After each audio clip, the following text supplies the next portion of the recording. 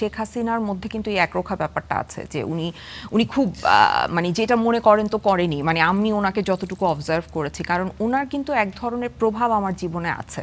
ওনার হুমকি যেটা হয়েছে, হুমকি কিন্তু দিয়েছে, মানে আমাকে সরাসরি ফোন করে দেয় নাই, কিন্তু আমাকে অনলাইনে প্রচণ্ড বুলি করা হয়েছে। ফোন করে টেক্সট করেছে হোয়াটসঅ্যাপে অনেকে, যে মানে একদম গালি দিয়ে যে মাগি রাস্তায় গেলে খবর আছে, ছিঁড়ে ফেলবো, খুন করে ফেলবো, এরকম। হ্যাঁ, আর বিভিন্ন মহল থেকে, বিভিন্ন সংস্থা থেকে আমাদের যে গ্রুপটা ছিল, সেই গ্রুপে যারা সিনিয়র ভাইয়ারা আছেন তাদের মধ্যেও তো অনেকে আওয়ামী লীগের কাছাকাছি ছিলেন, তো তাদেরকেও কিন্তু মন্ত্রী মহল থেকে বিভিন্ন সংস্থার প্রধান বার্তা পাঠাতো বা মানে ফোন করতো যে তোমরা যেটা করছো সেটা একটা জঙ্গি উত্থানকে সাপোর্ট করছো, তোমরা সন্ত্রাস বিরোধী যে আইন আছে সেই আইনে আমাদেরকে মামলা দেয়া হবে, রাষ্ট্রদ্রোহিতা করছি।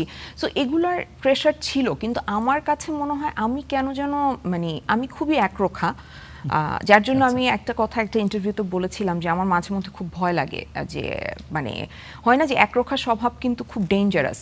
আমার কিন্তু অন্য মানুষের মানে অবস্থা বোঝাটাও জরুরি। মানে আমি এটা খুব ভয় পাই যে শেখ হাসিনার মধ্যে কিন্তু এই একরোখা ব্যাপারটা আছে, যে উনি খুব মানে যেটা মনে করেন তো করেনি, মানে আমি ওনাকে যতটুকু অবজার্ভ করেছি, কারণ ওনার কিন্তু এক ধরনের প্রভাব আমার জীবনে আছে।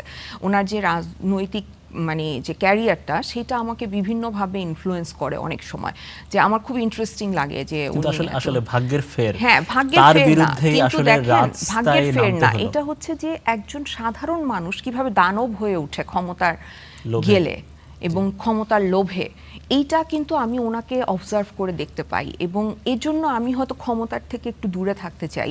মানে আমার মনে হয় যে অত ক্ষমতা বা অত টাকা আমার হওয়ার দরকার নাই, যেটা আমাকে আসলে একজন দানবে পরিণত করবে, বা আমি আসলে আর মানুষ হিসেবে নিজের পরিচয়টা দিতে পারবো না।